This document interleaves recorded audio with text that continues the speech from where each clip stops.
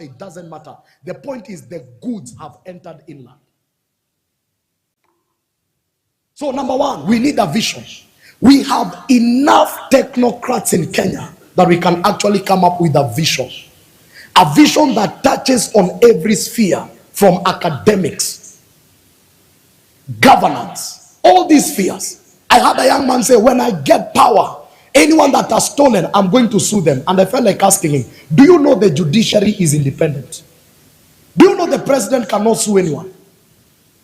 In fact, he can even say you be arrested and the judiciary will say that man is innocent, because you're even tied by what we call international laws of human rights. And you are innocent till proven guilty. So number one, we need a vision. Tell your neighbor, we need a national vision. Our problems are as unique as our solutions, and a vision must run for 30 years. Number two, if you ask me, and the Catholics have seen that space, the Catholics are saying, if we have 8 million members and last year presidency 7 million voted, we can actually vote and tilt the election. And they are beginning to mobilize from their jumuiyas. I'm of the opinion Kenya is ripe for a Christian political party. My opinion, you can quote me, I have no problem, and I can support my opinion. If democracy is the voice of the majority ruling, if 80% of Kenyans are Christians, then democracy demands those Christians can form their own political party.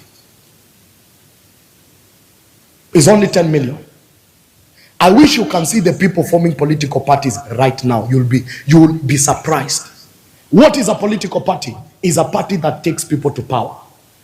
When you study the history of politics in America, the evangelicals, they came up with certain non-negotiable principles, and whoever adopted them will always lead. That's how we have the Republicans.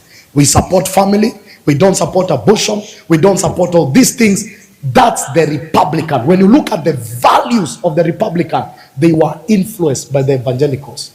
When you look at the values of the Democrats, they were influenced by the secular people.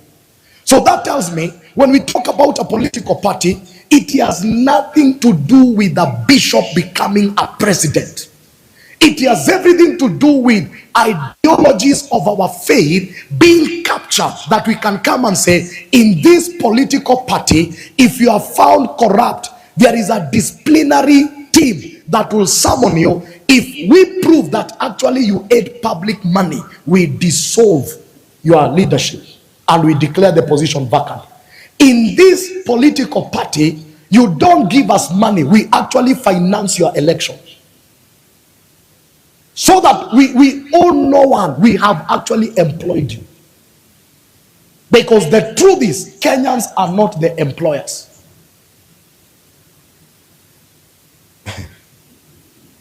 And for me, that's what, if you ask me, that's why I came with my children. I may not influence anything between now and 2032. But the day these men will be saying they want to stand, we'll have serious meetings. That will be my generation. Now I can stand in that time. Right now is the generation of the elders. We can observe and say, when your time is up, we will come and show you how to run the nation. With values, integrity, and weed out some of the things that have been affecting us. I believe it is time that Kenya should think. And when we talk of a faith-based political party, we are not saying Pentecostal, we are not saying Presbyterian, we are not saying ACK. If you identify as a believer, all of us reconciled at the cross of Calvary, and we believe that Jesus is Lord, we can come up with a political party. Does that mean that we are going to look down upon other religions? No. But that party will carry our values. Because if corruption is the problem, our faith does not support corruption. Is someone getting me? Finally, I have 2 minutes. Our people must understand how governments are run. The church has no clue of how governments are run. Do we have no clue? The government is run by the executive, the judiciary, and also the Yes, legislative. But let me tell you, that's what you see. The deeper details of the government is run by intelligence and the military. If war breaks out in Kenya today, how many believers will end up in refugee camps? How many of our children are we raising to enter in the intelligence? The president does not make decisions most of the times out of feelings. There is a team that gives him intelligence daily. So if you have the people who have an agenda in the intelligence, you have lost the nation on arrival. If you look at the military lineup and you don't see a believer in that lineup, there is a problem. Because if the nation collapses, the way the Gen Zs were saying, hey, the people who would have taken power, the next would have been the military. If the military take power, are there men that carry your ideology? If you ask me today, between a doctor and a man in national intelligence security, the man in intelligence is more powerful than the doctors we are manufacturing. When it comes to national matters, can I surprise you? America has 16 intelligence units. 14 out of the 16 are being managed by bishop sons and bishop children, because they understand whoever makes the system controls the nation. A president can only serve 5 years. You must infiltrate the system.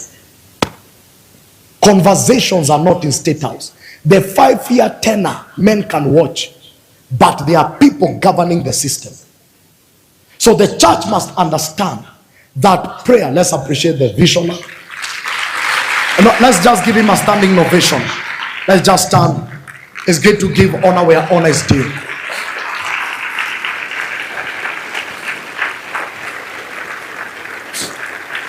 Thank you, Benny. I was doing the mic check and the mic is okay.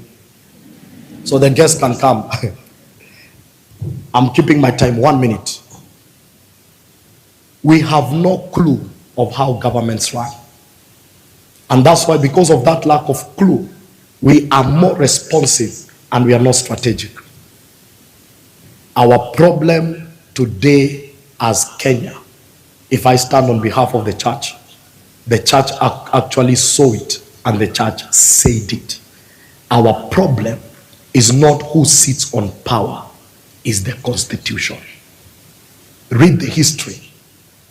Gen Zs, you think you took the tear gas? Go and ask Bishop Mark, Bishop Margaret Wanjiru, Bishop JB. They even had a meeting in Uhuru Park and a live grenade was detonated in that meeting. The church gathered and said, this document is not okay. We gave Kibaki a legacy by giving him a constitution, because we came from an oppressive era. Kibaki is not there, Moi is not there. Now we must gather and ask ourselves, do these 47 counties actually represent us? The church gave its voice. Bible will tell you there was the bombers draft that was hijacked in Naivasha. The bombers draft did not have a powerful president. It had a system where the president could be elected from parliament, so that we get competence and not popularity. But the document was now given to political elites, and sorry to say, some positions were introduced. The church gave their say. Today, if I was to stand, there is a team of legals, there is a team of lawyers who will still tell you, Kenya, if you need healing, the problem is in the constitution. Go and empower EACC. Give them arresting and prosecution rights, and corruption will be taken care of. As long as we have this constitution, we just devolved corruption. So corruption is at the top, going to the counties. So there is nothing we will fix. We just need to come to a place and say, let a generation of scribes arise. Study the documents. See where the problems are. And after that, even when they were talking about stopping reggae and all that, that the whole thing is always done from the political elites. The church has the masses. So we need to sit down and begin to encourage our people. First, become technocrats. If you're not preaching, go and read. Put something in your head. Become a man we can send in a table and diagnose the constitution. Become a man we can send in the ministry and go and do the work. The problem we have raised prayer warriors, but we have no men that have capacity to sit in some tables. You give them an opportunity with the king, the first thing they want is a selfie so that they can go and make noise on Instagram. Please turn to that neighbor, tell your neighbor, change will not be immediate, but conversations will bring conversions. And tell that neighbor, if you're here and you don't have a voting card, you have already failed Kenya, and you have no right to speak when elders are speaking. May God bless you. That was my time, and I'm here to have an amazing time. God bless you.